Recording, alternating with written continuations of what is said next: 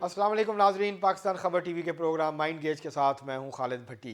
आज के इस प्रोग्राम में हम बात करेंगे सुप्रीम कोर्ट का जो फैसला आया भुट्टो रेफरेंस केस में, उसके हवाले से इस फैसले की क्या तारीखी अहमियत है।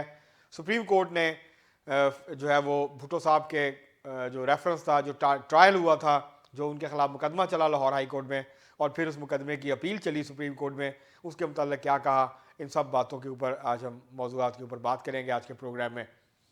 ये रेफरेंस 2011 में दायर हुआ था। 8 चीफ जस्टिस इस दौरान आए, लेकिन किसी भी चीफ जस्टिस ने ये केस फिक्स नहीं किया और ये सर्द खाने में पड़ा रहा। इसकी फाइल के ऊपर जो है मिट्टी की तहें जमती रहीं, लेकिन किसी ने भी कोशिश नहीं की कि इस केस को, इस फाइल को उठाएं और इसको ला के लगाएं और फिर इसके ऊपर जो रेफरेंस में सवालात उठाए गए थे, सुप्रीम कोर्ट उसके ऊपर अपनी राय दे। पहले ये बात वजाहत करनी बहुत ज़रूरी है कि ये सुप्रीम कोर्ट ने ये जो राय दी है, ये बेसिकली सदारती रेफरेंस था जो 2011 में उस वक्त के सदर जनाब आसफ जरदारी साहब ने फाइल किया था और इसमें 5 सवालात पूछे गए थे सुप्रीम कोर्ट से, उनसे राय मांगी गई थी और हमने अपने वीलॉग्स में आपको बताया भी था पहले नाजरीन कि वो 5 सवालात क्या थे। हम फिर आपके सामने रख देंगे एक एक करके कि सुप्रीम कोर्ट ने उसके ऊपर राय दी या नहीं दी। तो ये जो रेफरेंस था, ये इसकी इब्तदाई समातें हुई, डॉक्टर बाबर अवान ने ये दायर किया था, वो वज़ीर कानून थे उस वक्त के। उसके बाद फिर मुख्तलिफ चीफ जस्टिस साहबान आए, लेकिन ये केस नहीं लगा। अब काजी फायजीसा साहब ने ये केस फिक्स किया।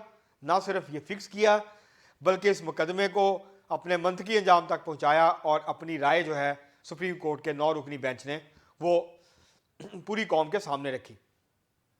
इसमें सुप्रीम कोर्ट ने जो राय दी है मुतफिका तौर पर, उसमें यह कहा गया है कि सुप्रीम कोर्ट ने और हाई कोर्ट में जो मुकदमा चला था, ट्रायल हुआ था जुल्फ़िकार अली भुट्टो साहब का, और उसके बाद सुप्रीम कोर्ट में जो अपील हुई थी, तो उस सारे मामले में वो जो मुकदमा चला था हाई कोर्ट में, उसमें आइन और कानून को सामने नहीं रखा गया। उस फैसले में जो ट्रायल था भुट्टो साहब का, सुप्रीम कोर्ट ने मुतफिका राय दी कि इसके अंदर आइन और कानून के मुताबिक मामलात को डील नहीं किया गया। ये केस कानून और आइन के मुताबिक नहीं चलाया गया। एक तो ये फाइंडिंग दी है सुप्रीम कोर्ट के 9 रुकनी बेंच ने मुतफिका तौर पे।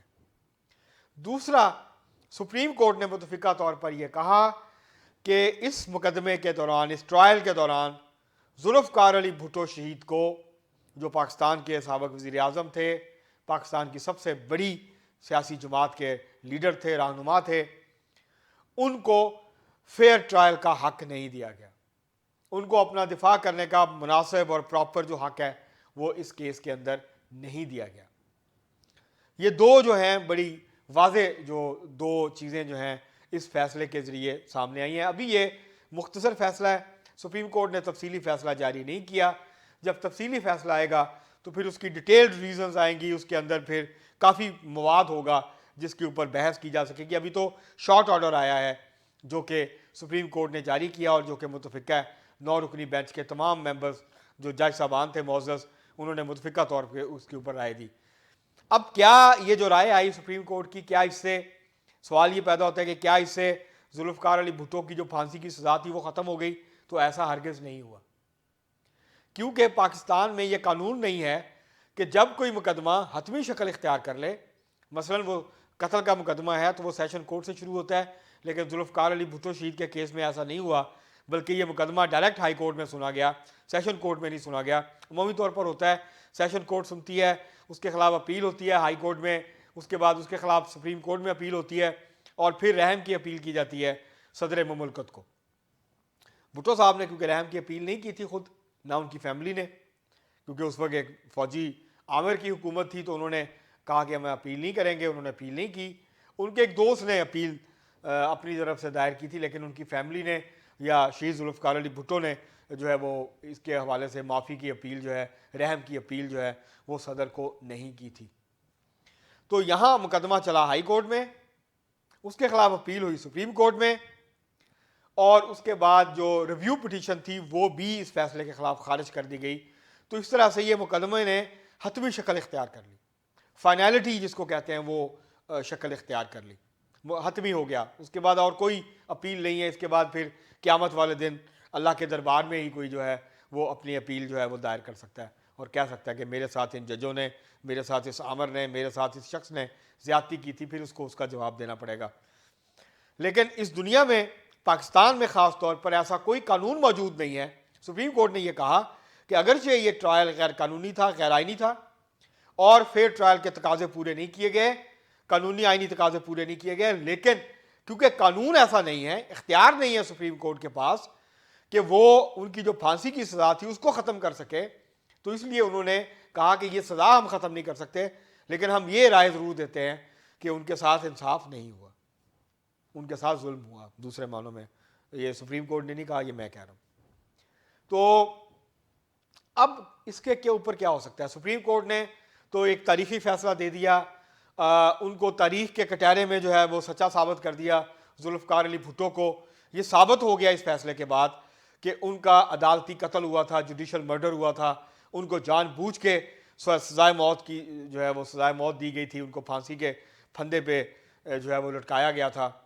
और सिर्फ जुल्फ़िकार अली, मैं तो इसके बारे में मेरा एक मौक़िफ़ है कि ये सिर्फ जुल्फ़िकार अली भुट्टो का जिस्म नहीं झूमा था, ये नहीं लटका था, ये पाकिस्तान की रूह फांसी पे चढ़ा दी गई थी जो आज तक फांसी पे चढ़ी हुई है।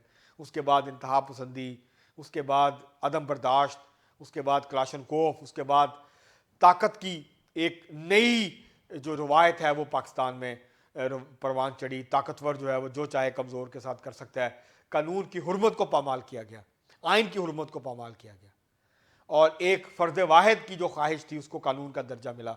जो बादशाहों के दौर में होता था ना, राजों महाराजों के दौर में होता था, वो पाकिस्तान में 20वीं सदी के आखिर में हुआ और जो है वो ये ऐसा एक मामला 21वीं सदी के शुरू में भी पाकिस्तान के अंदर हो चुका है। तो ये जो है पाकिस्तान की बदकिस्मत तारीख है, ये उसका बदकिस्मत बाब है, एक स्याह बाब है जुल्फ़िकार अली भुट्टो की फांसी। एक मुंतखब जमहूरी वज़ीर आज़म को जिस तरीके के साथ निशाना बनाया गया, जिस तरह इंतकाम लिया गया, तो ये एक बहुत ही अफसोसनाक पहलू है। लेकिन अब सुप्रीम कोर्ट ने अपना किरदार अदा कर दिया।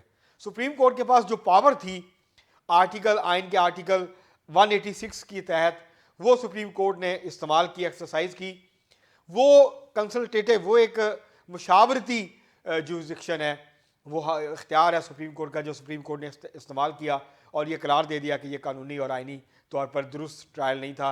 उनको आइन के आर्टिकल 4 के तहत, आइन के आर्टिकल 9 के तहत और फिर बाद में जो आर्टिकल 10A उसके अंदर आइन के अंदर शामिल किया गया फेयर ट्रायल का, वो उसके मुताबिक फेयर ट्रायल का हक उनको नहीं मिला। लेकिन असल जो बात है वो ये है कि अब पार्लियामेंट को कानून साजी करनी चाहिए, पार्लियामेंट को कानून बनाना चाहिए। आइन में तरमीम करें या कानून बनाएं जिसमें यह वाज़ेह हो कि इस तरह के जितने भी अब तक केस हुए हैं, अब तक जितने भी लोगों के साथ जुल्म हुआ है, नाइंसाफ़ी हुई है, गलत फैसले हुए हैं आइनी और कानूनी तौर पर, उन सब को ख़त्म किया जाए और उस हवाले से सुप्रीम कोर्ट को आइन में तरमीम करके पावर दी जाए। किसी के साथ भी हुई है पाकिस्तान की तारीख में, किसी सियासतदान के साथ हुई है, किसी आम आदमी के साथ हुई है, किसी कारोबारी शख्स के साथ हुई है, किसी आम आदमी के साथ हुआ है, कहीं पर भी ये हुआ है तो ये शिक डाली जाए कानून में, आइन के अंदर ये शिक डाली जाए कि सुप्रीम कोर्ट को ये इख्तियार दिया जाए कि वो माजी में कोई भी गलत फैसला हुआ है उसकी तस्दीक कर सके, उस फैसले को वापस ले सके, उस फैसले को हतमी शक्ल इख्तियार करने के बाद भी वापस ले सके। सुप्रीम कोर्ट ने अपना तारीखी किरदार अदा कर दिया है। अब पार्लियामेंट पे कर्ज है जुल्फ़िकार अली भुट्टो का, पाकिस्तान पीपल्स पार्टी पे कर्ज है जुल्फ़िकार अली भुट्टो का।